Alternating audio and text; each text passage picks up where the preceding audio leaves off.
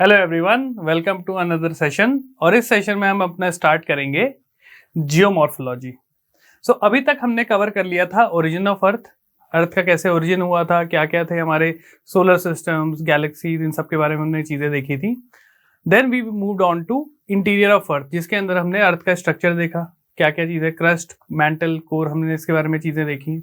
Earthquake के बारे में हमने जाना, हमने डिफरेंट टाइप्स ऑफ वोल्केनोस को देखा। नाउ वी विल स्टार्ट कि ये सब तो चलो ठीक है, अर्थ भी हो गया, उसके अंदर की चीजें भी हो गई। अब ऊपर आ जाते हैं, अर्थ सरफेस के बारे में देखते हैं कि उसके अंदर जो भी डाइवर्सिटीज हैं, कहीं पे नदियां हैं, कहीं पहाड़ हैं, कहीं पे आपकी लेट्स से वाटरफॉल बन रहे हैं, कहीं पे डेजर्ट्स हैं। तो ये जो सारी चीजें हैं, जो सारे लैंड फॉर्म्स हैं, इसके बारे में हम देखेंगे कि इनका ओरिजिन कैसे हुआ, किस वजह से, कौन से फैक्टर्स इनके ऊपर एक्ट किए जिसकी वजह से पहाड़ बने हैं या फिर डेजर्ट में लेट्स से सैंड ड्यून्स बने हैं। इन सारी चीज़ों को हम कवर करेंगे। और सबसे इंपॉर्टेंट चीज़ जो इस सेशन में रहेगी, इनके पीछे के फोर्सेस कौन से हैं जो एक्ट किए और ये लैंडफॉर्म्स वगैरह क्रिएट किए। ठीक है, मतलब कौन से ऐसे रीजंस थे या जो फिर प्रोसेसेस थे जो एक्ट किए हैं और इस टाइप की अलग अलग लैंडफॉर्म्स हमारे सामने अर्थ के ऊपर बने हैं। ठीक है, तो उस पूरे पोर्शन को हम बोलते हैं जियोमॉर्फोलॉजी।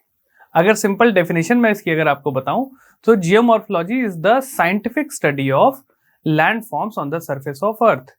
अर्थ के सरफेस पे जितने भी लैंड फॉर्म्स हैं वो कैसे क्रिएट हुए हैं, कौन से प्रोसेसेस उनके ऊपर एक्ट किए हैं जिसकी वजह से ये बने हैं, थर्डली वो फोर्सेस हैं क्या, वो आते कहाँ से हैं। इन सारी चीजों को हम इस सेशन में डील करेंगे। ठीक है, चलो स्टार्ट करते हैं। अब देखो, इंट्रोडक्शन में कुछ चीजें मैं आपको बताना चाहूंगा कि अर्थ जो हमारी है ना, वो स्टैटिक नहीं है, वैसे स्टिल नहीं है, ना ही उसके ऊपर जो भी चीजें हो रही हैं एक कांस्टेंट उसमें नहीं होती हैं, चीजें चेंज होते रहती हैं। इसलिए बोला जाता है जो अर्थ की क्रस्ट है, it is dynamic in nature, it keeps on changing. और ये चेंज एक दिन या दो दिन की नहीं है, ये over thousand year of time ये चीजें चेंज होते आई हैं और होते रहेंगी आगे भी। ऑलराइट, इसलिए बोला जाता है कि अर्थ का जो क्रस्ट है वो डायनेमिक होता है। और अर्थ के इसी क्रस्ट के ऊपर हम अलग अलग लैंडफॉर्म्स देखते हैं। कहीं माउंटेन्स हो गए आपके, कहीं पे आपके प्लेटूज हो गए, कहीं प्लेन्स हो गए, कहीं वाटरफॉल हो रहा है, राइट। और सिमिलरली जो अर्थ का जो क्रस्ट है वो एकदम समतल नहीं है, एकदम फ्लैट नहीं है, उसके ऊपर अलग अलग फीचर्स हैं जो कि मैंने बताया आपको, right. So earth surface not same everywhere. अब देखो, ये सेम क्यों नहीं है एवरीवेयर, बिकॉज अलग अलग लैंड फॉर्म्स है, राइट। और ये जो लैंड फॉर्म्स होते हैं ये क्रिएट करते हैं मल्टीपल वेरिएशंस अर्थ की सरफेस के ऊपर। अब इसके बारे में हम देखेंगे कि ये लैंड फॉर्म्स बनते कैसे हैं, क्या क्या प्रोसेसेस हैं जिसके थ्रू ये लैंड फॉर्म्स वगैरह बनते हैं। ऑलराइट, चलो। तो अब देख पा रहे हो यहाँ पे समंदर है, समंदर के बीच में ये एक ऐसे बड़ा सा रॉक है, राइट। ये भी एक लैंड फॉर्म है, इसको हम बोल देते हैं लेट्स से आपके कोस्टल लैंड फॉर्म्स हो गए, या फिर लेट्स से इसको बोल सकते हैं हम जो वेव्स होती हैं, ओशन वेव्स, वो रॉक के ऊपर लेट्स से यहाँ पे पहले इतना लंबा रॉक हुआ करता होगा, वेव्स धीरे धीरे उसके ऊपर टकराई और उसको इरोड करके ये ऐसे इन्होंने ऐसा लैंड फॉर्म क्रिएट कर दिया। तो एक मीडियम तो हो गया let's say wave erosion. Okay, फिर आप देख रहे हो जैसे यहाँ पे ये लैंड फॉर्म है, ये देखो ये पूरा आपको पहाड़ दिख रहा है, उसके नीचे ये देखो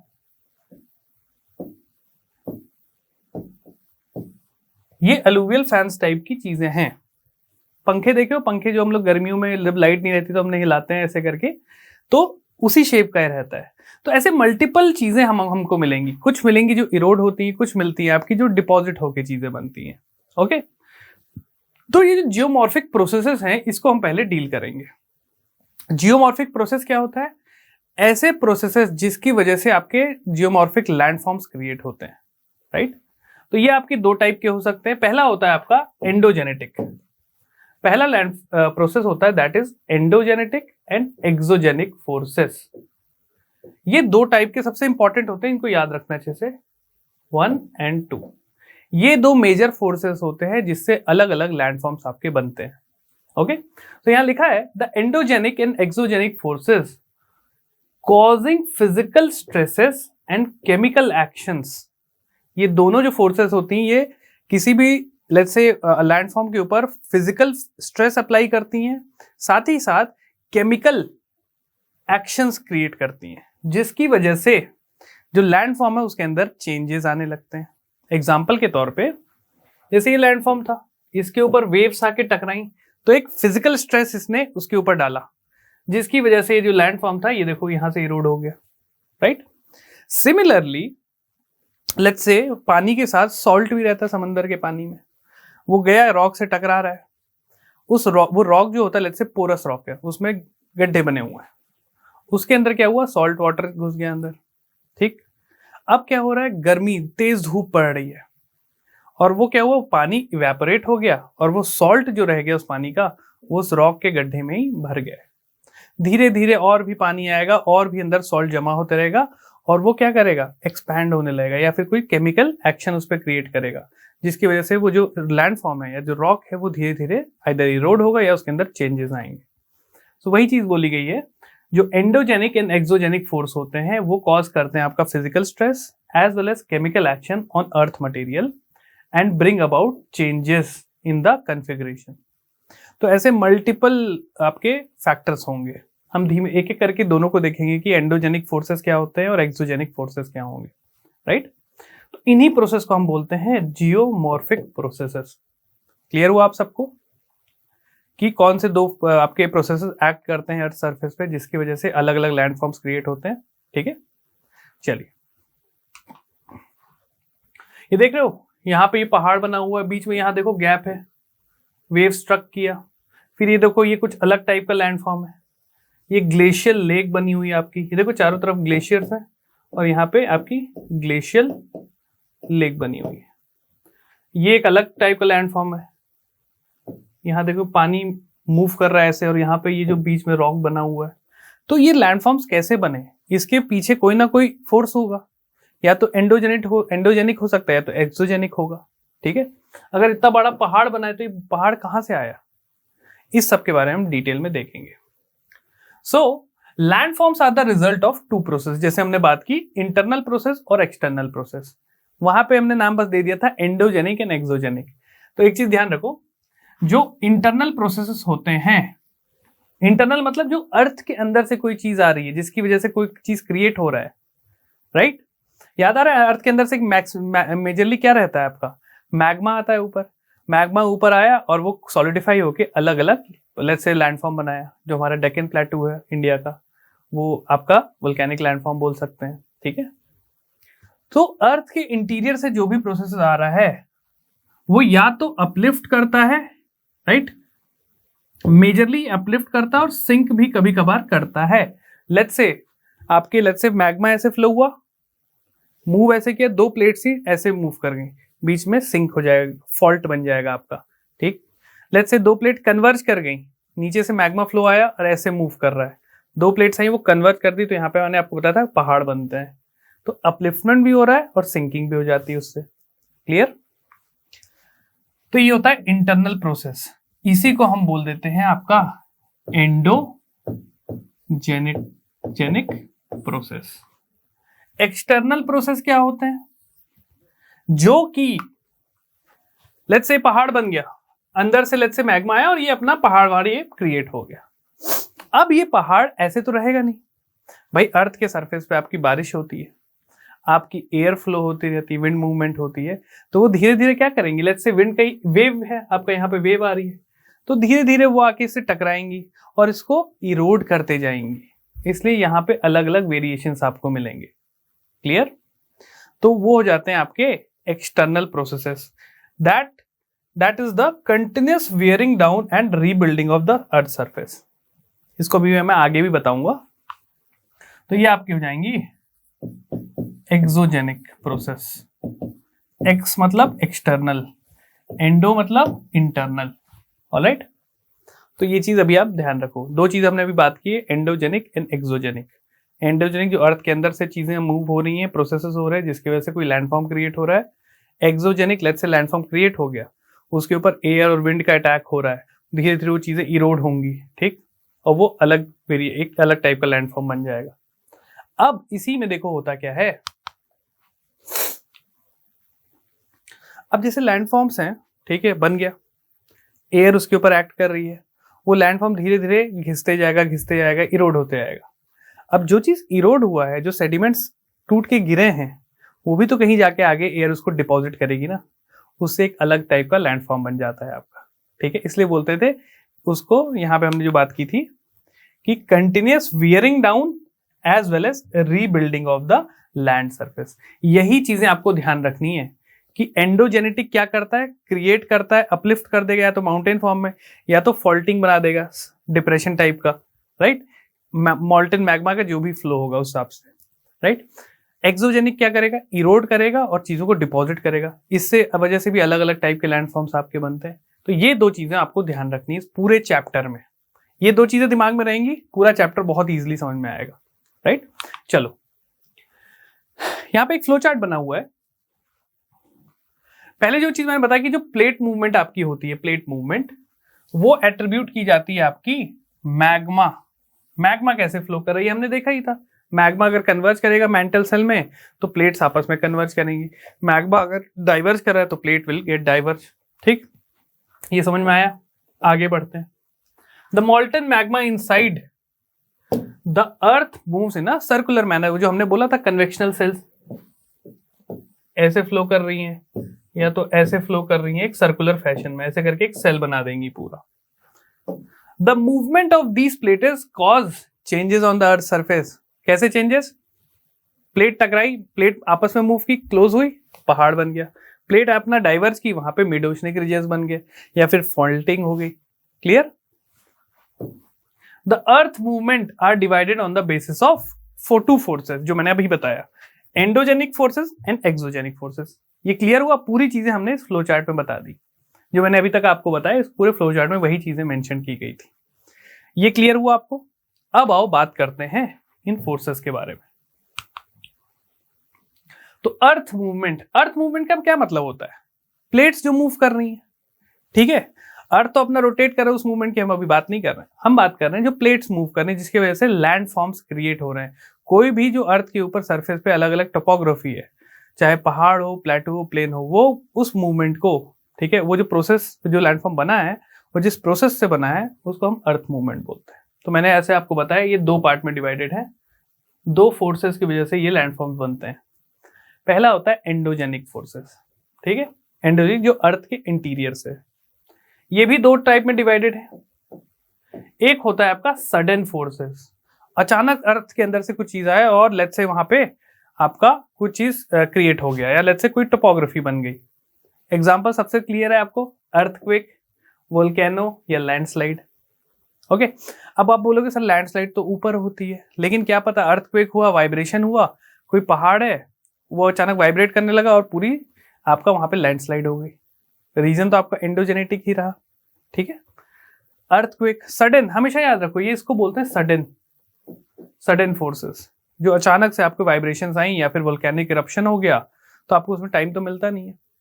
कुछ प्रोसेस होते हैं जो धीमे धीमे धीमे क्रिएट होते हैं, राइट, तो वो होते हैं आपके डायस्ट्रोपिक प्रोसेस, माउंटेन बिल्डिंग प्रोसेस बोला जाता है इनको। जैसे हमने प्लेट मूव्स की आपस में, वो टकराई और माउंटेन बना। तो प्लेट्स ऐसे तो नहीं एक ही दिन में या 2 दिन में या साल भर में टकरा जाएंगी, नहीं है ना, धीमे धीमे over a period of time ऐसे ऐसे आती हैं और फिर टकराएं और धीरे धीरे धीरे धीरे माउंटेन बनता है। मिलियन ऑफ ईयर्स लगते हैं इसमें, राइट। अब देखो ये जो डायस्ट्रोफिक प्रोसेस होता है ना, ये कुछ चीज बनाता है, जनरली ये माउंटेन बिल्डिंग प्रोसेस होता है, राइट। इसको हम आगे देखेंगे, दो पार्ट में और डिवाइडेड रहता है, ठीक है। अभी आप देख लो एंडोजेनिक फोर्सेज जो है वो दो टाइप के होते हैं, सडन, इसको आप कैटास्ट्रोफिक भी बोल सकते हो, और दूसरा होता है स्मूथली धीमे धीमे चलने वाले डायस्ट्रोफिक प्रोसेस, जो कि आपके माउंटेन बिल्डिंग वगैरह हो गए।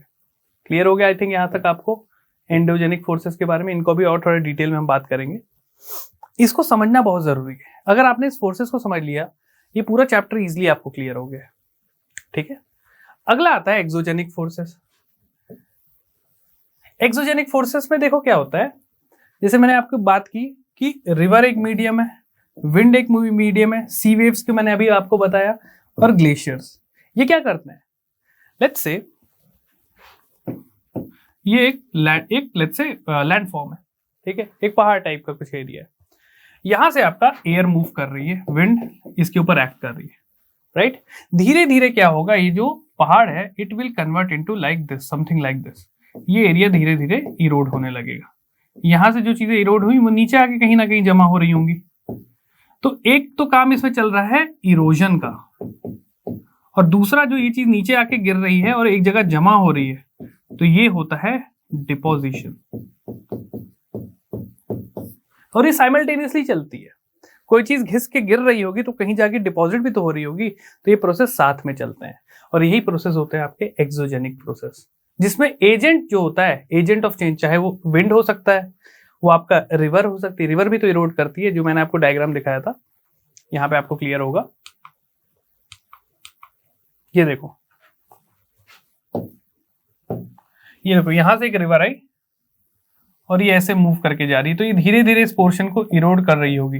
पहले लेट्स से पहाड़ यहां तक हुआ होगा, रिवर ने इसको इरोड किया और ये यहां तक पहुंच गया, राइट। तो मीडियम कुछ भी हो सकता है आपका, इनको हम बोलते हैं एजेंट ऑफ चेंज। चाहे वो रिवर हो सकता है, विंड्स हो सकता है, सी वेव्स या ग्लेशियर। जियोमॉर्फोलॉजी पार्ट 2 जब हम करेंगे उसमें हम देखेंगे कि ये जो एजेंट्स हैं, एजेंट ऑफ जियोमॉर्फिक चेंज, ये क्या अलग अलग टाइप के लैंडफॉर्म्स क्रिएट करते हैं, उसमें तब आपको और बेटर क्लैरिटी हो जाएगी। ठीक है, चलो, तो ये हो गया एंडोजेनिक फोर्सेस, एक्सोजेनिक फोर्सेस। तो देखो, जो डायस्ट्रॉफिज्म होता है ना and volcanism are endogenic geomorphic process, क्योंकि अर्थ के अंदर से आ रहा है। जैसे ये देखो, वोल्केनिक इरप्शन में मतलब मैग्मा आपका ऊपर ऐसे जा रहा होगा। मैग्मा ऑब्वियस सी बात है आपका ऐसे ऊपर आया और यहां से इरप्शन हो गया, तो ये अर्थ के इंटीरियर से, इसलिए इसको बोलते हैं एंडोजेनिक फोर्सेस, आपका diastrophism and volcanism. Clear. Weathering, mass wasting, erosion and deposition are exogenic forces. तो इसमें देखो टर्म्स आप देखो क्या क्या है। पहला है वेदरिंग, दूसरा है आपका मास वेस्टिंग, तीसरा आपका erosion and deposition. Erosion and deposition जो मैंने आपको बताया वही चीज है। वेदरिंग क्या होता है? Weathering is the in situ disintegration of rock. मतलब लेट्स से ये आपका पहाड़ है, ठीक, यहां पे एयर का एक्ट हुआ, एयर इसके ऊपर बह रही है, विंड बह रही है, और धीरे धीरे ना इसको इसी जगह पे इरोड करते जाएगी। ये रॉक जो धीरे धीरे डिसइंटीग्रेट हो जाएगा छोटे छोटे पीसेस में, तो बोलते हैं, उसी चीज को बोलते हैं वेदरिंग। वेदरिंग का एक कंपोनेंट्स होते हैं आपके इरोजन और डिपोजिशन, ठीक है। और मास वेस्टिंग, मास वेस्टिंग मतलब बड़े लेवल पे कोई चीज ऐसे गिर आई, एग्जाम्पल के तौर पे आपका लैंडस्लाइड। लैंडस्लाइड आपका मास वेस्टिंग या मास मूवमेंट बोल लो, वो चीजें होती है। क्लियर। तीसरी चीज है, देखो और भी एलिमेंट ऑफ नेचर हो सकते हैं जो कि ये चेंजेस, एक्सोजेनिक चेंजेस लाते हैं अर्थ के सरफेस पे, जिसमें मैंने आपको बताया वाटर हो सकता है, रेन, बारिश आ रही है, पहाड़ के ऊपर बारिश आई, ये आपको क्लियर हो जाएगा। ये देखो, लेट्स से ये पहाड़ है, ठीक है, और ये बारिश हो रही है, तो धीरे धीरे बारिश भी ना इसके सरफेस को इरोड करते रहेगी। ऑलराइट, तो उससे भी आपका एक्सोजेनिक चेंजेस आएंगे। क्लियर। सो ये अलग अलग विंड्स हो सकती हैं, वेव्स होती हैं, वेव्स तो मैंने आपको पहली स्लाइड में ही बताया, वाटर हमने दिखाई दिया। तो ये सारी चीजें, इनको बोलते हैं जियोमॉर्फिक एजेंट ऑफ चेंज। ये चेंज लेके आते हैं एक्सोजेनिक, एक्सो मतलब अर्थ के सरफेस के ऊपर लेके आते हैं, इंटीरियर की बात नहीं चल रही है। ठीक है, तो ये आपका डायस्ट्रॉफिज्म हो गया एंडोजेनिक, वेदरिंग, मास वेस्टिंग, ये आपका एक्सोजेनिक एलिमेंट्स हो गए। ठीक है, चलो अब इसको हम और आगे बढ़ते हैं अपने उसमें। देखो यहां पे अब आपको क्लियर हो रहा होगा, लेट्स से यहां पे बारिश हुई, ये पूरा पोर्शन, ये देखो पहले यहां पे घास थी, ये पूरा पोर्शन आपका इरोड हो गया, नीचे ऐसे गिर गया। ठीक है, इस प्रोसेस को हम बोलेंगे इरोजन। और ये देखो यहां पे आके चीजें जमा हो गई हैं, यहां नीचे आके, इसको हम बोल देते हैं deposition. So wearing away of earth surface is called erosion, गिर जो रहा है यहां से। ऑलराइट, और वो आगे जाके जहां डिपॉजिट होगा लोअर्ड, ठीक है, and rebuild by the process of deposition, ये आगे जाके कहीं ना कहीं डिपॉजिट हो रहा होगा, पूरी जो मिट्टी गिरी हुई है, और यहाँ पे कुछ लेट्स से ऐसे ऊंचा सा कुछ क्रिएट कर देगा। So it will rebuild by the process of deposition, वो कहीं जाके एक दूसरा सरफेस बना देगा, या दूसरी लेट्स से लैंडफॉर्म छोटा सा कुछ बना दिया क्लियर? तो ये चीज आपकी होती हैं इरोजन एंड डेपोजिशन, ये एक्सोजेनिक का पार्ट होता है, ठीक है। ये देखो अलग अलग जो एजेंट्स ऑफ चेंज, यहाँ पे आपको क्या लग रहा है, इस पहले वाले में आपको क्या लग रहा है कि कौन सा जियोमॉर्फिक एजेंट यहाँ काम कर रहा होगा? ऑब्वियस सी बात है, यहाँ डेजर्ट है, यहाँ पे विंड, इरोजन एंड डेपोजिशन यहाँ पे हो रहा होगा। ये देख रहे हो, ये मशरूम रॉक्स टाइप के हैं। पहले वैसे ये पूरा ऐसे हुआ करता होगा, धीरे धीरे विंड का एक्शन आया और ये बीच से ही पूरा पोर्शन गायब हो गया। ठीक, आगे बढ़ो। यहाँ पे आपको क्या लग रहा है जियोमॉर्फिक एजेंट क्या हो सकता है? सिंपल सी बात है, वेव्स आ रही होंगी यहाँ से, इससे टकरा रही होंगी, देखो यहाँ पे गैप बना दिया इनमें, तो यहाँ पे आपका वेव इरोजन और डेपोजिशन कर रहा होगा।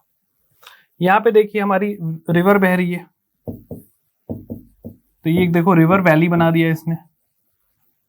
ये सारी चीजें हम अभी जियोमॉर्फोलॉजी 2 करेंगे, तो उसमें मैं आपको बताऊंगा कि ये लैंडफॉर्म डिफरेंट डिफरेंट कैसे आपके बनते हैं। ठीक है, तो ये आपके रिवर हो गया और ये आपका हो जाएगा ग्लेशियल। यहाँ पे जो जियोमॉर्फिक एजेंट काम कर रहा होगा वो आपका होगा ग्लेशियल, राइट।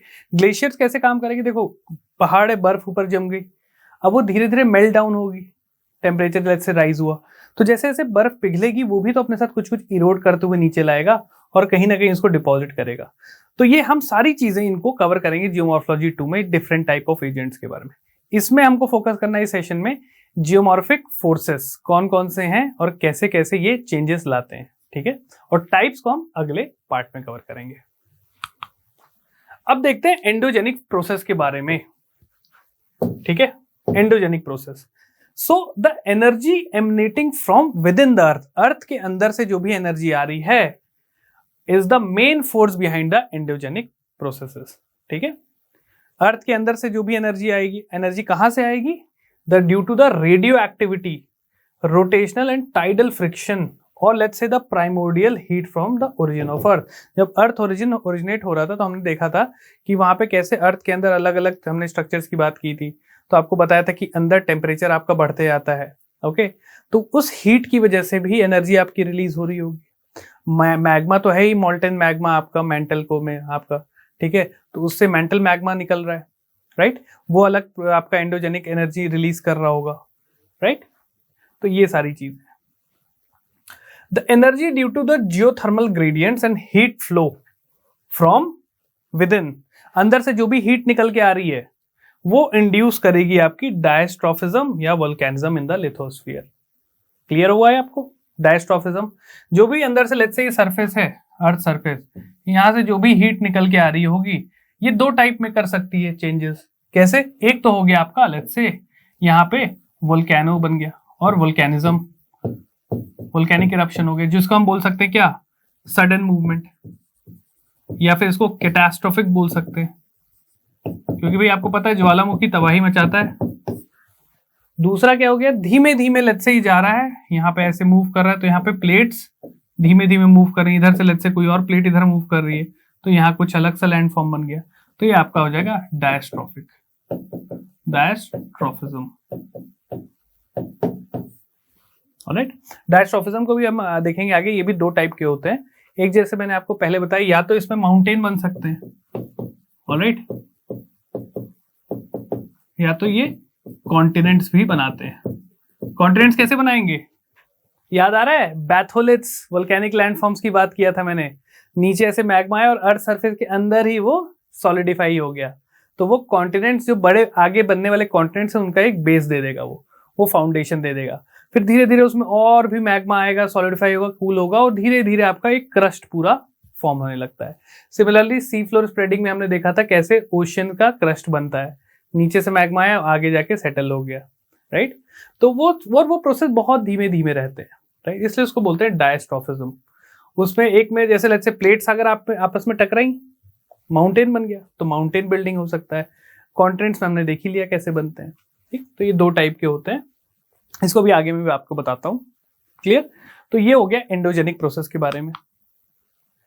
सो अब जैसे हमने देखा था कि एंडोजेनिक प्रोसेस बेसिकली आपके 2 टाइप के, हमने ये पहले ही कवर किया, डायस्ट्रोफिज्म एंड सडन मूवमेंट। अब देखो डायस्ट्रोफिज्म पे फोकस करना है आपको इस पे। लेट्स से आपका अर्थ सरफेस ये है, क्लियर, मैग्मा का फ्लो ऐसा आ रहा है, यहाँ पे ये दो प्लेट्स हैं, प्लेट 1 एंड प्लेट 2, तो ये आपस में कन्वर्ज होंगी। कन्वर्जेंस में मैंने आपको क्या बताया था, माउंटेन बनेगा। तो ये यहाँ पे फोर्स कौन सी एक्ट कर रही है, आपको दिख रहा है कि सरफेस पे ये दोनों प्लेट्स टेंजेंशियली मूव कर रही हैं। टेंजेंट क्या होता है, टेंजेंट लेट्स से सर्कल है, ऐसा मूव करना, कोई चीज ऐसी तो उसको बोलते हैं टेंजेंट। तो यहाँ पे टेंजेंशियल फोर्स एक्ट कर रही है, तो उससे क्या बनेगा, टेंजेंशियल फोर्स एक्ट करने से क्या बनेगा, जब ये दो प्लेट्स आपस में टकराएंगी, माउंटेन। ठीक है, तो इसी को बोलते हैं ओरोजेनी। ओके, ओरोजेनी, जिसको बोला जाता है माउंटेन बिल्डिंग प्रोसेस। कौन सी फोर्स एक्ट कर रही है, टेंजेंशियल फोर्स। क्लियर हुआ। दूसरा होता है आपका स्लो मूवमेंट या डायस्ट्रॉफिज्म, वर्टिकल। वर्टिकल कैसा, लेट्स से अर्थ का सरफेस ये है, नीचे से आपका ये आया और यहाँ पे लेट्स से आके कोई चीज आपका सॉलिडिफाई हो गया अर्थ सरफेस में, बैथोलिथ बन गया लेट्स से। ओके, या फिर आपका let's say sea floor spreading हो रहा है, तो यहाँ पे अर्थ सरफेस पे कॉन्टिनेंट बन जाएगा, क्रस्ट बन जाएगा, ओशनिक क्रस्ट आपकी मिड ओशनिक रीजन में। तो यहाँ पे कौन सा फोर्स आपको दिख रहा है, ऊपर बढ़ रही है ना कोई चीज, ऐसे ग्रो कर रही है, राइट।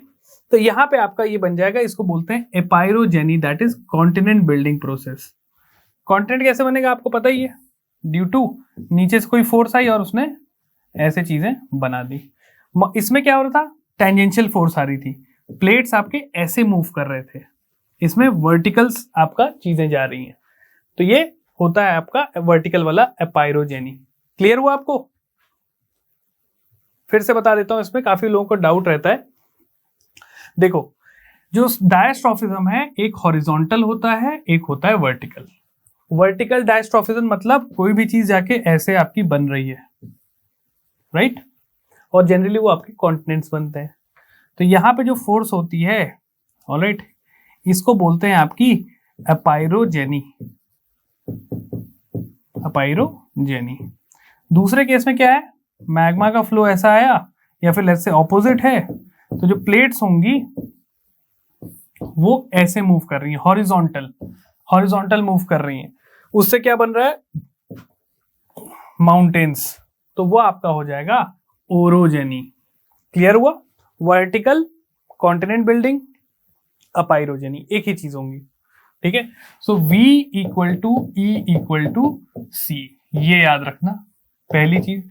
दूसरी चीज क्या थी, horizontal equals to orogeny equals to mountain, HOM, right. तो ये आपका हो जाएगा माउंटेन बिल्डिंग प्रोसेस। तो इसमें मैंने जैसे आपको बताया, या तो फोर्स ऑफ कंप्रेशन हो सकता है। फोर्स ऑफ कंप्रेशन कैसे होगा, जब प्लेट्स आपस में ऐसे मूव कर रही होंगी, मतलब जो मैग्मा है वो ऐसे मूव कर रहा होगा। या तो फोर्स ऑफ टेंशन हो सकता है, मैग्मा ऐसे मूव किया तो प्लेट्स भी ऐसे मूव कर जाएंगी, तो या तो मिड ओशनिक रिजेस बन जाएंगे या तो फोल्ड माउंटेन्स बन जाएंगे आपके। ठीक है, कंप्रेशन में फोल्ड माउंटेन्स, टेंशन में आपके मिड ओशनिक रिजेस या फिर रिफ्ट वैली वगैरह बन जाती है। ठीक है, तो ये सारी चीजें हो गई। ये आपको क्लियर हुआ, आई होप ये चीजें समझ में आ गई होंगी। कोई भी डाउट होगा आप मुझे कमेंट सेक्शन में बता देना। ये ध्यान रखना, स्टेटमेंट याद रखोगे, ये चीज याद रखोगे, एग्जाम में आंसर निकल आएगा बहुत इजीली। ठीक है, चलिए आगे बढ़ते हैं। ये देखो वोल्केनिक इरप्शन, नीचे से ऐसे गया होगा और मैग्मा ऊपर ऐसे फ्लो आउट कर रहा है। चलिए अब आप बात करते हैं डायस्ट्रॉफिज्म। जैसे मैंने आपको बताया दो टाइप के होते हैं, ऑल प्रोसेसेस दैट मूव और एलिवेट अर्थ सरफेस, ऐसे प्रोसेसेस जो कि एलिवेट करते हैं या बिल्ड अप करते हैं पोर्शन ऑन अर्थ क्रस्ट, मतलब अर्थ क्रस्ट है उसके ऊपर कुछ ऐसा कुछ भी चीज बना रही है, तो पहाड़ बना सकता है या फिर लेट्स से कॉन्टिनेंट ही बना दिया, ऐसे क्रस्ट फॉर्म कर दिया, वो आपका आ जाता है कम्स अंडर डायस्ट्रॉफिज्म, जो कि डिवाइडेड है दो पार्ट में। एक हो गया आपका ओरोजेनी और दूसरा अपाइरोजेनी।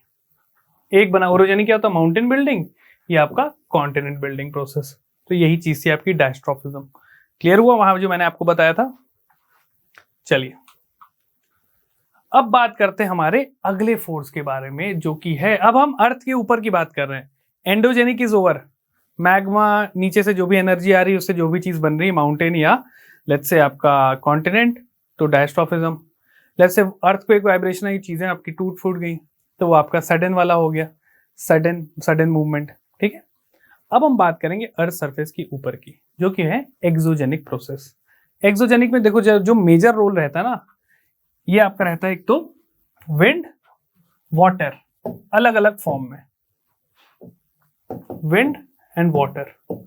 वाटर आपका चाहे वो रिवर के फॉर्म में हो जाए, चाहे वो आपका ग्राउंड वाटर के फॉर्म में हो जाए, चाहे वो लेट्स से फ्रीज होके आपका ग्लेशियल फॉर्म में हो जाए। ठीक है, तो दो मेजर एजेंट्स यही हैं।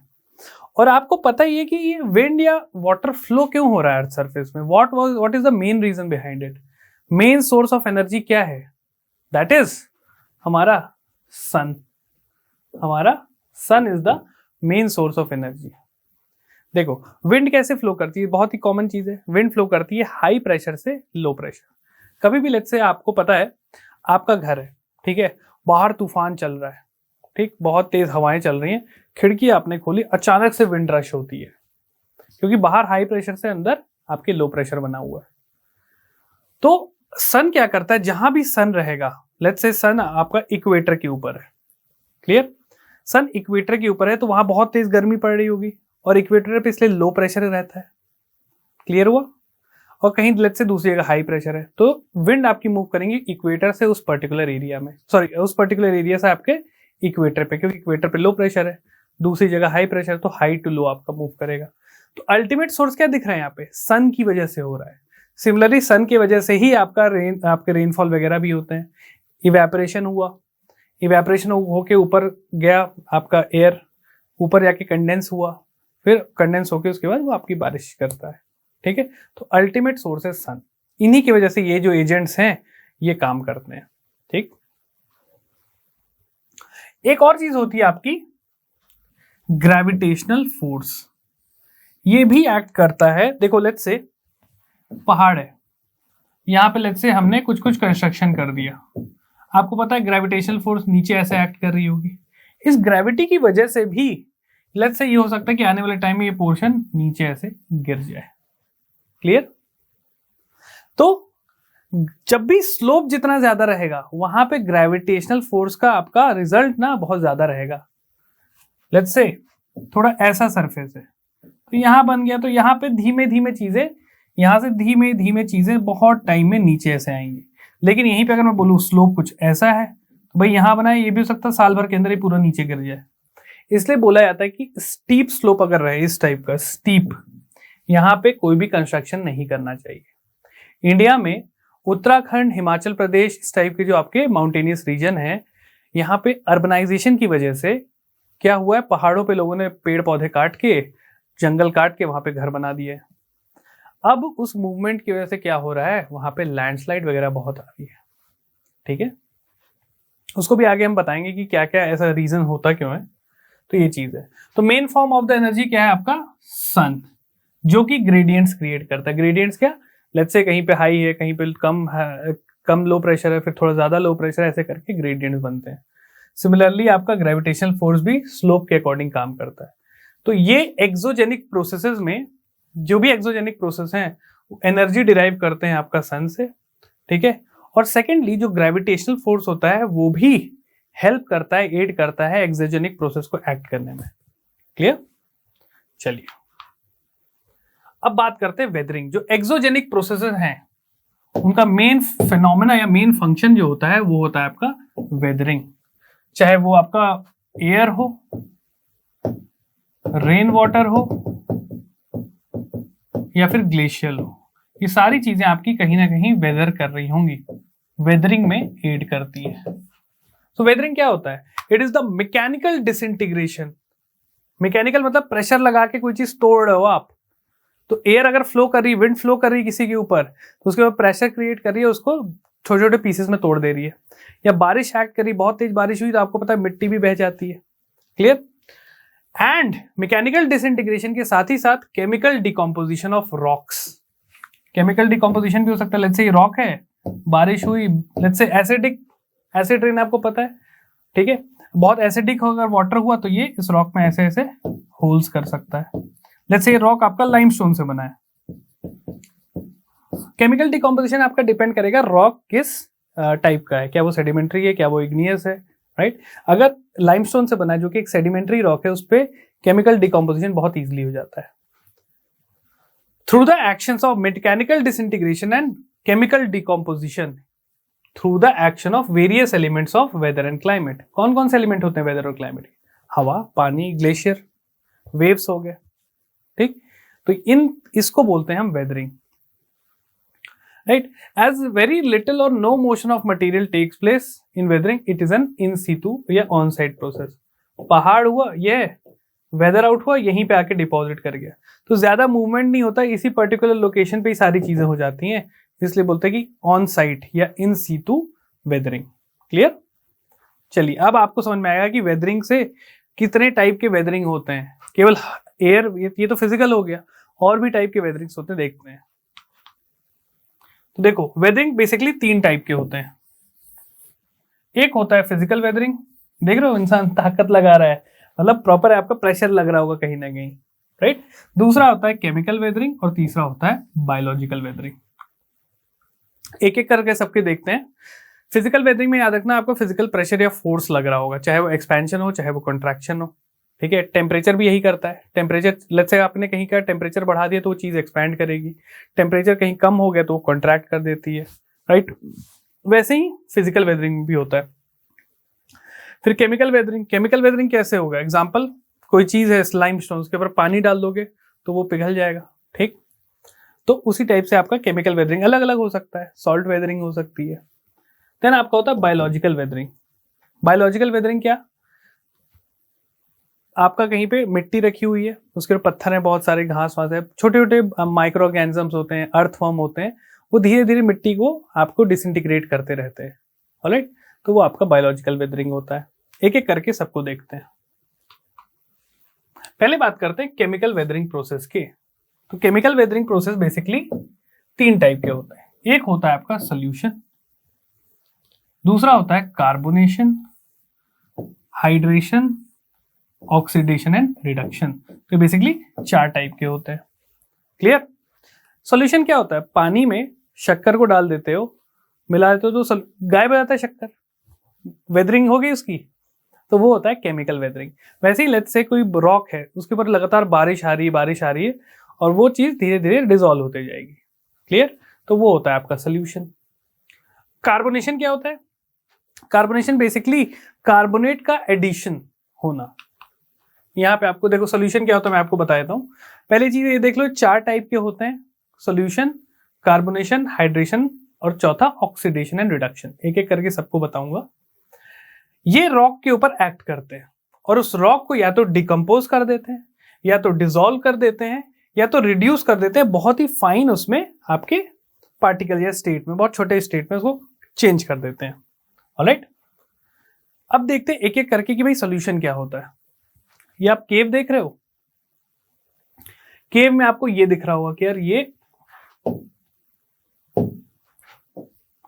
एक ऐसा कुछ निकला हुआ है, ऊपर से भी कोई चीजें ऐसे गिर रही हैं, तो हो क्या रहा है, ये है आपका लाइमस्टोन केव। कहीं ना कहीं ऊपर से ऐसे बारिश का पानी ट्रिकल डाउन किया होगा यहाँ पे, और वो इस सरफेस को पूरा डिसॉल्व कर गया होगा। पहले ये सरफेस कंप्लीट ऐसा था, ठीक है, ये बीच का पोर्शन पानी ने डिसॉल्व कर दिया, तो ये होता है आपका सोल्यूशन।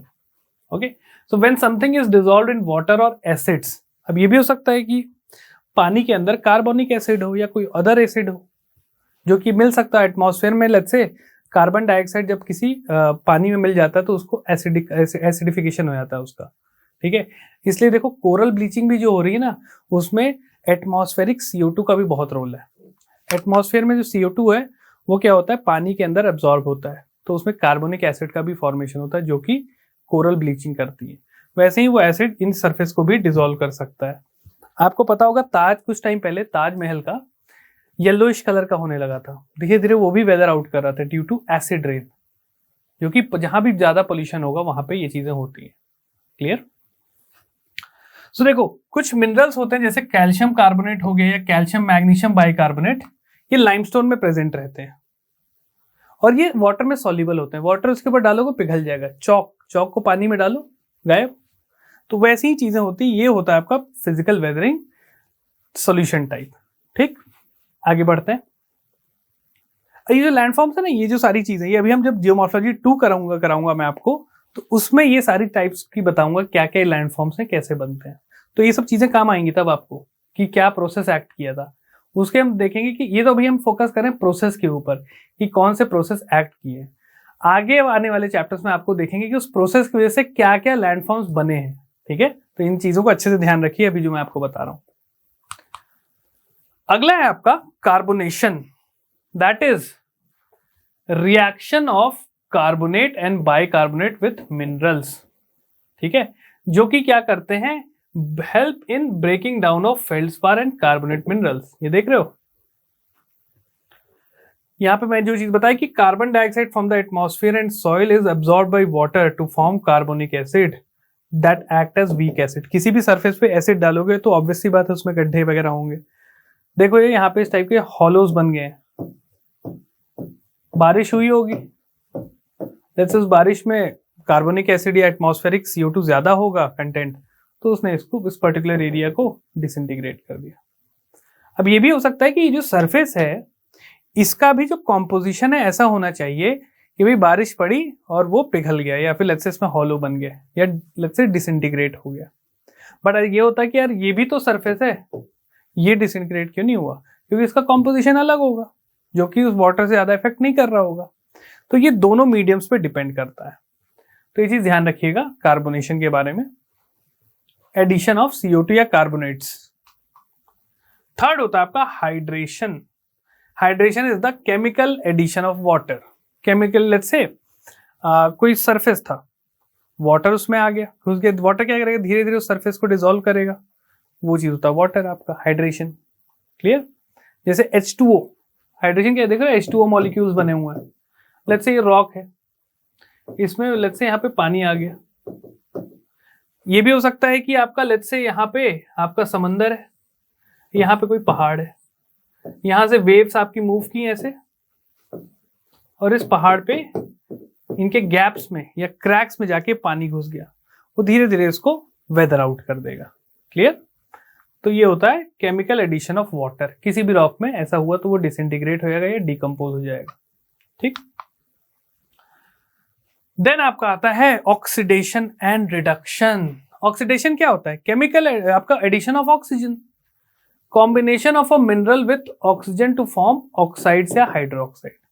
एग्जांपल के तौर पे लेट्स से आयरन है ये Fe, इसमें अगर ऑक्सीडेशन हो जाता है तो इसके ऊपर एक लेयर जम जाती है रेड कलर की, जिसको हम बोलते हैं रस्टिंग ऑफ आयरन। वैसे ही रॉक्स के साथ भी होता है, आपका ऑक्सीडेशन से रॉक्स वगैरह भी वेदर आउट होने लगते हैं। Clear, oxidation occur where there is ready access to atmosphere and oxygenated waters, तो उसकी वजह से भी आपका वेदरिंग होती है ऑक्सीजन के एडिशन से। क्लियर, कोई हाइड्रोक्साइड बना दिया, तभी तो बोलते हैं लोहा खराब होने लगता है, क्योंकि लोहा आयरन डिसइंटीग्रेट होने लगता है। ऑक्सीडेशन हुआ तो जो उसका सरफेस है वो ऑक्सीडाइज होकर उसके ऊपर रेड सी लेयर ऐसे जम जाती है, तो जो आयरन का लेट्स से जो आयरन था उसका मास कम होने लगता है, वो डिसइंटीग्रेट होने लगता है।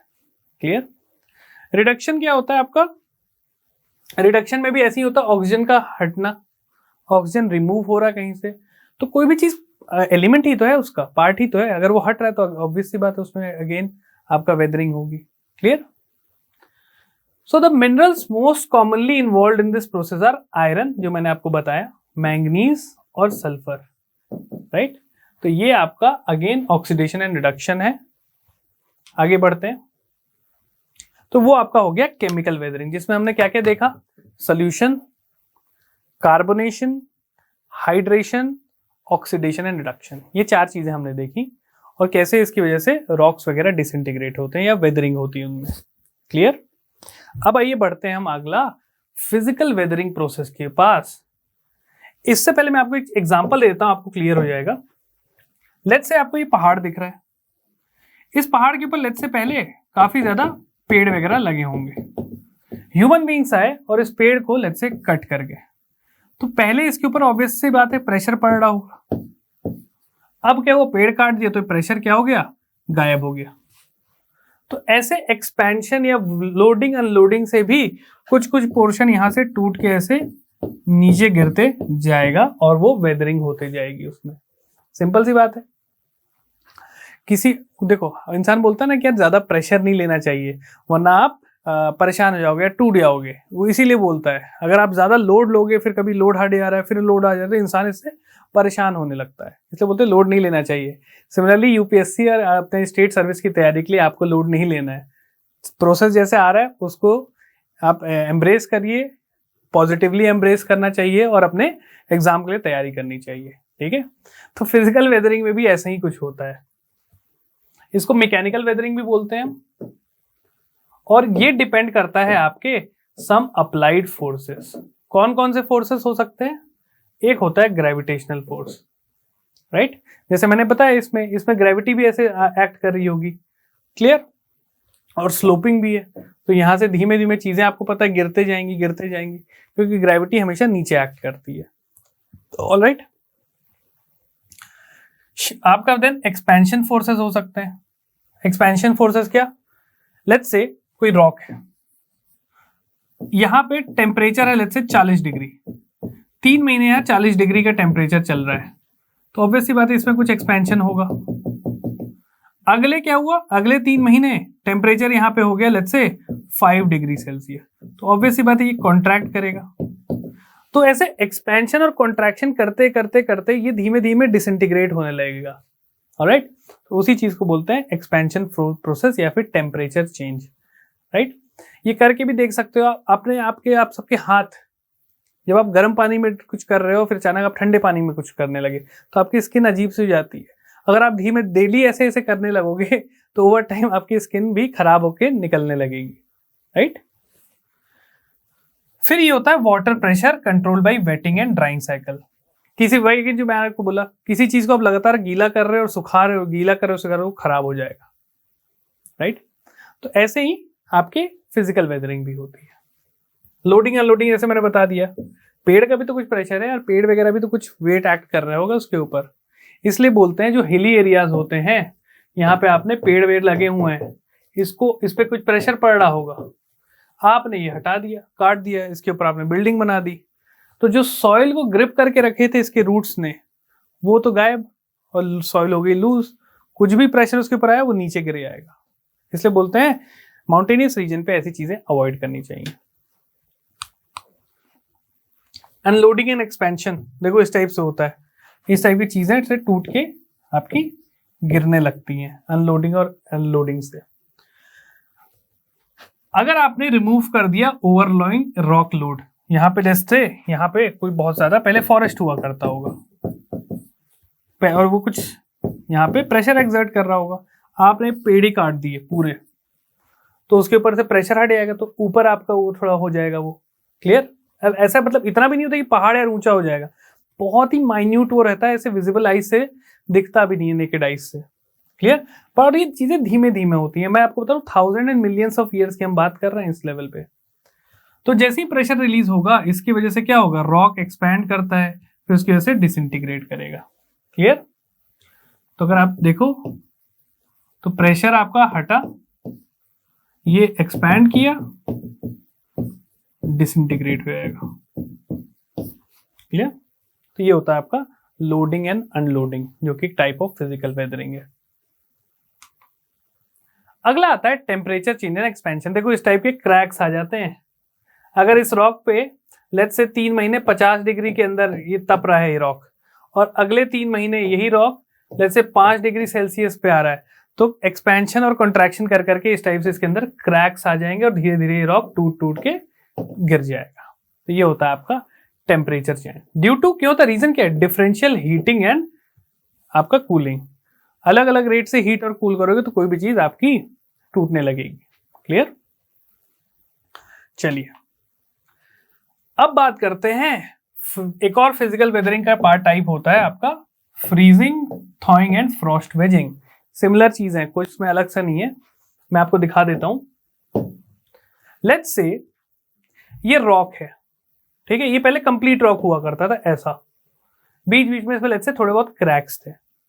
अब यहाँ पे क्या हुआ, पहली विंटर में यहाँ पे कुछ बर्फ जमा, ये देख रहे हो पहला विंटर, इसके अंदर कुछ बर्फ जम गई। ओके, फिर क्या हुआ, ये बर्फ लेट से पिघल गई तो ये गैप रह ही गया। अगला विंटर आया तो ये गैप थोड़ा और बढ़ गया, फिर और बढ़ गया। जब 100वां विंटर आया तो ये गैप इतना बड़ा हो गया, ठीक।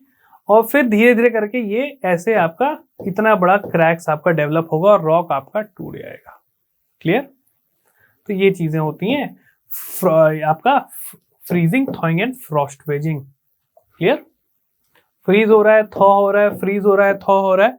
अगेन डिफरेंशियल हीटिंग की आप बोल सकते हो। और कोई चीज भर रहा है उसके अंदर, वो धीरे धीरे उसमें भी स्पेस क्रिएट करेगा और लेट्स से 100 साल बाद आप देखोगे तो स्पेस वो बढ़ के बहुत बड़ा टूट जाएगा। इस टाइप का गैप आपका बन जाएगा रॉक के अंदर। तो इसी चीज को बोलते हैं हम type of freezing, thawing and frost wedging. Clear? तो rapid freezing of water causes it sudden expansion and high pressure. Clear हो गया आपको? पानी को ठंडा कर दोगे तो एक्सपैंड होगा, ऑब्वियस सी बात है, बर्फ बन जाएगा। बर्फ ऑब्वियसली कुछ प्रेशर एक्सर्ट करेगा और धीरे धीरे वो प्रेशर बढ़ते बढ़ते बढ़ते वो पूरा एरिया वो टूट जाएगा। क्लियर? तो ये होता है आपका फ्रॉस्ट वेदरिंग। रिपीटेड साइकिल से याद रखना, एक टर्म है रिपीटेड साइकिल्स। ऐसा नहीं कि एक ही बार हो रहा है, हम 100वें विंटर की भी बात की है। पहला विंटर आज से 100 साल तब जाके ये चीजें ऐसी आपकी दिखेंगी। ठीक है, अब अगला देखते हैं salt weathering. Very important. Salt weathering की अगर बात करें तो एरिया ना जनरली समंदर के पास होगा। तो ये देख रहे हो रॉक के ऊपर इस टाइप के होल्स टाइप के बन गए, गड्ढे टाइप के। ये क्यों हुआ? बिकॉज सॉल्ट आता है और यहाँ पे लेट से आया ये पानी, इससे टकराया और यहाँ पे लेट से बारिश का पानी जमा हो गया। सनराइज आई, ये पानी आपका इवेपोरेट हो गया, बच क्या गया? सॉल्ट पार्टिकल्स, जो कि एक्सपैंड हो जाएंगे आपके। Salt in rocks expand due to thermal action and hydration. ठीक है, जो सॉल्ट होता है वो एक्सपैंड कर जाता है ड्यू टू, क्योंकि पार्टिकल ही है, टेम्परेचर बढ़ाएंगे तो वो भी एक्सपैंड करेगा और धीरे धीरे ना वो इस टाइप के ऐसे क्रैक्स टाइप के बन जाते हैं। Clear? So expansion of these salt depend on temperature and their thermal properties, उस पर भी डिपेंड करता है, राइट? तो इस टाइप के क्रैक्स में सॉल्ट जमा हो जाएंगे और वो एक्सपैंड करेंगे, इस टाइप के आपके जैसे डिप्रेशन और ये वेदरिंग आपकी होने लगती है। आपको ऐसे सॉल्ट्स के नाम तो याद नहीं करने, बेसिक सॉल्ट सबको पता है, सोडियम, मैग्नीशियम, वही चीज है। They have a tendency to expand with temperature. Clear हुआ? अब आइए बात करते हैं बायोलॉजिकल वेदरिंग की। यहीं से आपको क्लियर हो रहा होगा, यहां पे देखो ये रॉक है, बीच बीच में इसमें प्लांट्स उग गए हैं। प्लांट्स हैं, ऑब्वियसली रूट्स होगा, वो रूट्स उसके धीरे धीरे धीरे धीरे मूव करेंगे पानी की खोज में या फिर लेट्स से अदर जो भी चीज उनको चाहिए स्टेबल बनने के लिए। तो वो क्या करेंगे, अपने रास्ता बनाने की कोशिश करेगा और स्ट्रेस कॉज करेगा और इसकी वजह से देखो रॉक धीमे धीमे ऐसे क्रैक्स इसमें डेवलप होने लगेंगे। क्लियर? ये तो प्लांट्स की बात होगी। बरोइंग एंड वेजिंग और bye organism like earthworm, termites and rodents. Earthworm भी देखो सॉइल में ऐसे ऐसे आपका रास्ता बनाने की कोशिश करता है। रोडेंट्स, चूहे तो गड्ढे बनाते ही बनाते हैं। क्लियर? और टर्माइट्स, दीमक, वो भी वेदरिंग करती है। ठीक है, तो ये आपके बायोलॉजिकल वेदरिंग आ जाएंगे। सिंपल है। एक हम ह्यूमन बींग्स, सबसे महान प्राणी विश्व के, तो ह्यूमन बींग्स क्या करते हैं, डिस्टर्ब करते हैं। हम क्या करते हैं, भाई खेती करना, खोद डालो यहाँ पे पूरी चीजें, right? For प्लविंग and cultivating the soil, उसकी वजह से हम वेदरिंग और ये सारी चीजें कर जाते हैं अनदेखे अनजाने में। क्लियर? तो और ये आपके कार्बोनिक एसिड, जो हमारे जो प्लांट और एनिमल जो डिके हो जाते हैं मरने के बाद, वो क्या करते हैं, ह्यूमस ऐड करते हैं सॉइल में। Clear? Also the carbonic acid, तो ये भी आपका वेदरिंग में एड करता है। क्लियर? तो ये आपका हो गया बायोलॉजिकल वेदरिंग। आई होप आपको क्लियर हुआ होगा सारी चीजें। ठीक है, अब देखो सिग्निफिकेंस क्या होता है। हम वेदरिंग तो पढ़ लिए, कैसे कैसे होती है वेदरिंग, कितने टाइप्स के हैं, फिजिकल वेदरिंग, केमिकल वेदरिंग, ठीक है, बायोलॉजिकल वेदरिंग। बट इसका सिग्निफिकेंस क्या है? सिग्निफिकेंस है ये है कि ये रिस्पॉन्सिबल होती है for breaking down the rocks into smaller fragments. इसने बड़े पहाड़ को ये तोड़ तोड़ के देख रहे हो छोटे छोटे रॉक्स में बना दे रही है। अब ये रॉक्स क्या करेंगे, they help in the enrichment and concentration of valuable ores. ये ओर कॉन्सेंट्रेशन में भी हेल्प करते हैं।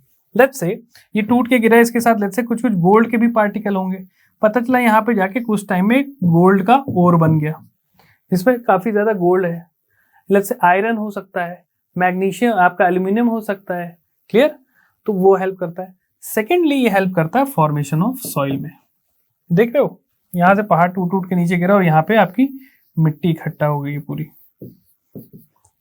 तो ये दो इसके मेजर सिग्निफिकेंस है, एक आपका फॉर्मेशन ऑफ सॉइल जो कि आपका एनवायरमेंटल टाइप का है सिग्निफिकेंस, दूसरा ये आपका इकोनॉमिक सिग्निफिकेंस भी है इसका।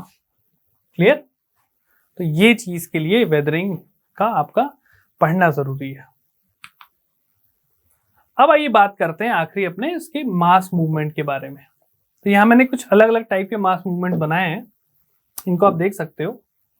तो इसका मतलब क्या होता है, देखो, these movements transfer the mass of rock debris down the slope under the direct influence of gravity. Keyword यहां ध्यान रखना, दैट इज ग्रेविटी। ग्रेविटी के अंडर, ग्रेविटी से इंफ्लुएंस होके रॉक्स या फिर सॉइल का बहुत बड़ा मास जब नीचे से मूव कर जाता है डाउन द स्लोप, उसको हम बोलते हैं मास मूवमेंट। ओके, जिसमें एयर, वाटर और ice as a helping agent काम करते हैं, वो कॉज नहीं करते हैं ये सारी चीजें मास मूवमेंट। मास मूवमेंट का जो कॉजल फैक्टर है वो है gravity. Air, water and ice ये सब आपकी मीडियम हो जाते हैं जो कि लोड को लेके नीचे बहते हैं। ठीक है, तो ये देख रहे हो, ये होता है सोलिफ्लक्शन।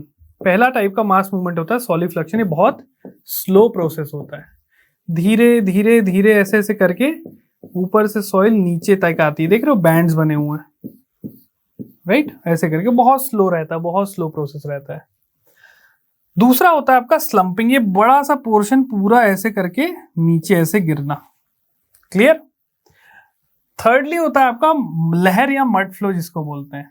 ये जनरली आपका होता है वोल्केनिक इरप्शन से। यहां देख रहे हो वोल्केनो है, ये इरप्ट किया अचानक और ये अपने साथ पूरा ऐसे लेके जो मड है या सॉइल है उसको लेके ऐसे नीचे आता है, इसको लहर बोलते हैं या मड फ्लो। तो ये अलग अलग टाइप के आपके मास मूवमेंट है।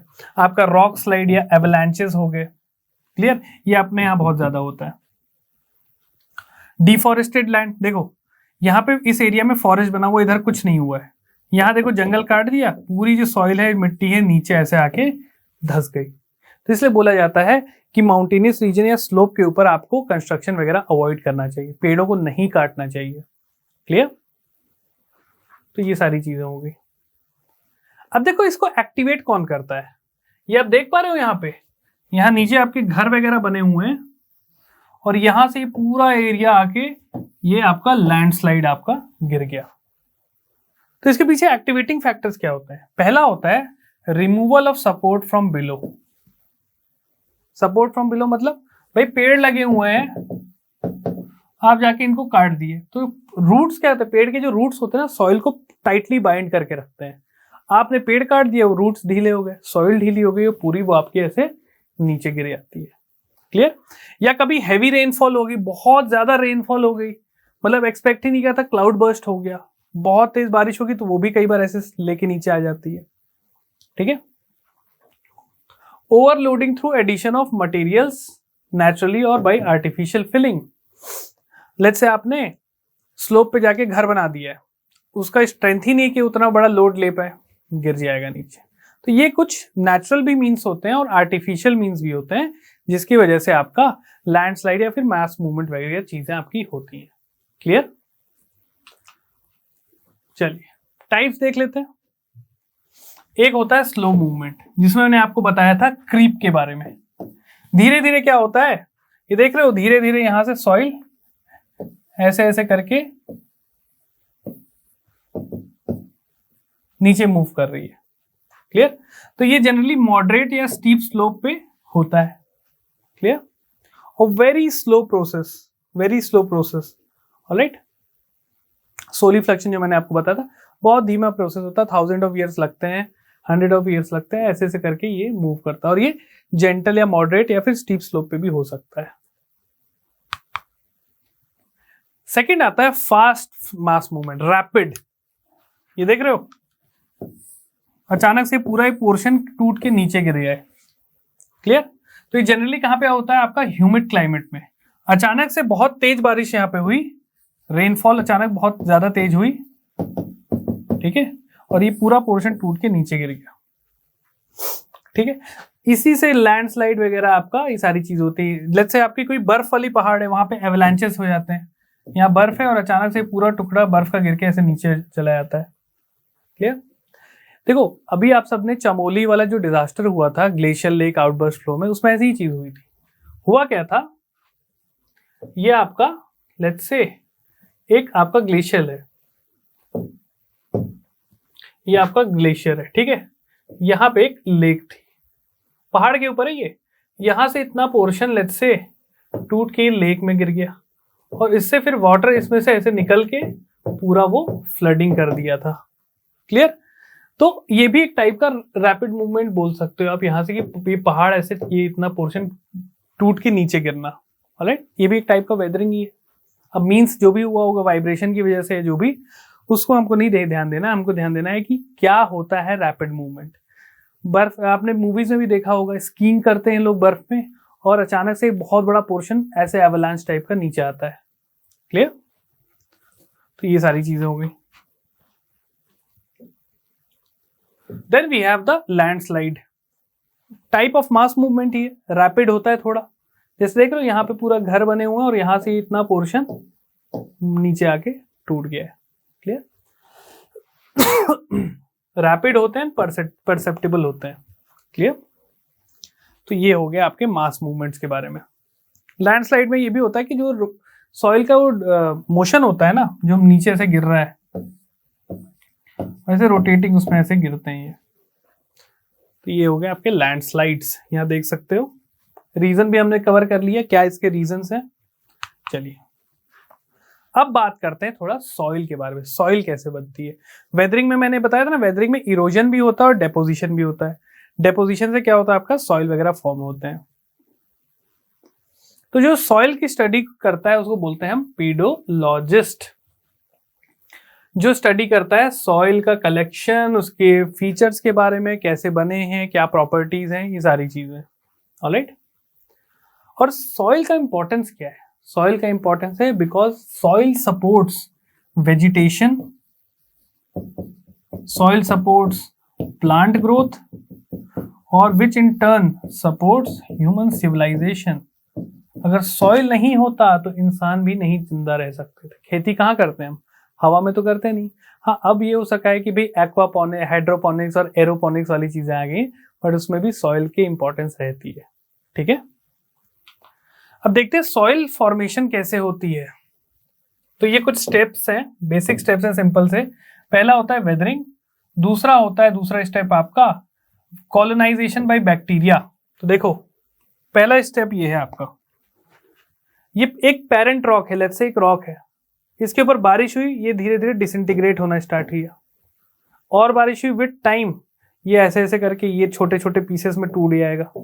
ऑलराइट, और ये ऊपर वाले सरफेस पे बैक्टीरियाज वगैरह आके जमा होने लगेंगे, वो डिकम्पोज होंगे, करेंगे, तो वो ऑर्गेनिक मैटर यहाँ जमा होने लगेगा।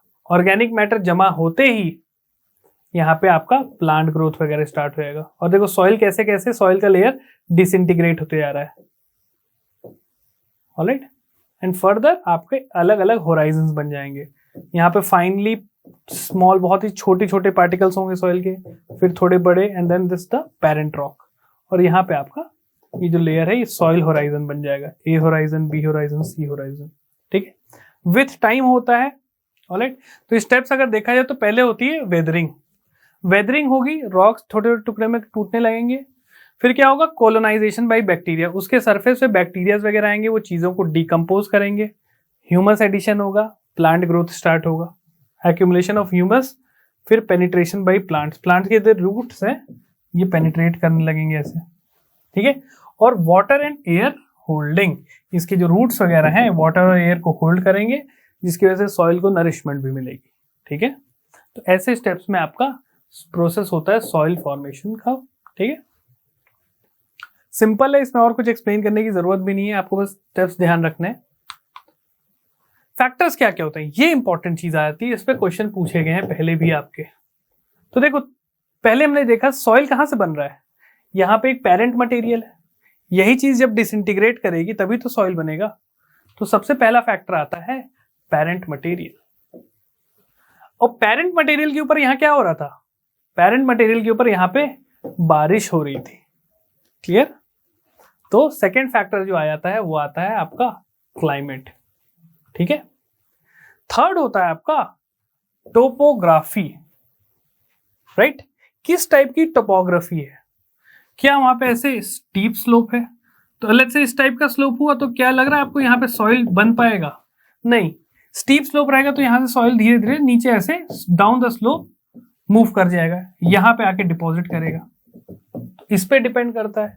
ऑब्वियस सी बात है, ये आपका इस टाइप का एरिया होगा तो सॉइल यहाँ पे अच्छे से डिपॉजिट करेगा। सो स्लोप एंड टोपोग्राफी किस टाइप की है, लोकेशन किस टाइप का है, उस पे भी आपका सॉइल का फॉर्मेशन डिपेंड करता है। क्लियर? ऑर्गेनिजम्स, ऑब्वियस सी बात है, ऑर्गेनिज्म क्या करेंगे, ह्यूमस एडिशन करेंगे। ह्यूमस एडिशन से क्या होगा, आपका प्लांट ग्रोथ होगा, और प्लांट अपने साथ रूट्स वगैरह नीचे से करेगी तो फर्दर डिसइंटीग्रेट करती है रॉक। ठीक है। फिफ्थ हो गया द मोस्ट इंपॉर्टेंट, टाइम। समय के साथ होती हैं चीजें। सॉइल बनने में, सॉइल का लेयर बनने में थाउजेंड्स ऑफ ईयर्स लगता है। इसलिए बोला जा रहा है कि जो पंजाब और हरियाणा में जो ग्रीन रेवोल्यूशन हुआ था उसमें बहुत ज्यादा फर्टिलाइजर्स वगैरह यूज किए गए थे, जिसकी वजह से आपकी जो सॉइल है वो खराब होने लगी है, सॉइल सैलिनिटी आने लगी है। और सॉइल एक बार सैलाइन हो गई उसको वापस आप नहीं ठीक कर सकते। और एक बार सॉइल खराब होगी तो आपको पता ही है कितना टाइम लगता है सॉइल को फॉर्म होने में, थाउजेंड्स ऑफ ईयर्स लगते हैं। तो हमें उन चीजों को रोकना है। तो इन चीजों में ध्यान रखना, इसमें parent material, topography, organism and time, ये आपके पैसिव कंट्रोलिंग फैक्टर्स होते हैं। पैसिव ज्यादा इनका वो नहीं रहता है। जो एक्टिव फैक्टर रहता है ना, मोस्ट एक्टिव फैक्टर, वो होता है आपका क्लाइमेट। क्लाइमेट किस एरिया का कैसा है वो बहुत ज्यादा डिटरमाइन करता है कि वहां की सॉइल कैसे होगी। अगर वो हॉट एंड ह्यूमिड है तो वहां पे जो सॉइल का आपका होगा क्वालिटी या टाइप ऑफ सॉइल वो अलग होगी। डेजर्ट एरिया में सॉइल विल बी डिफरेंट।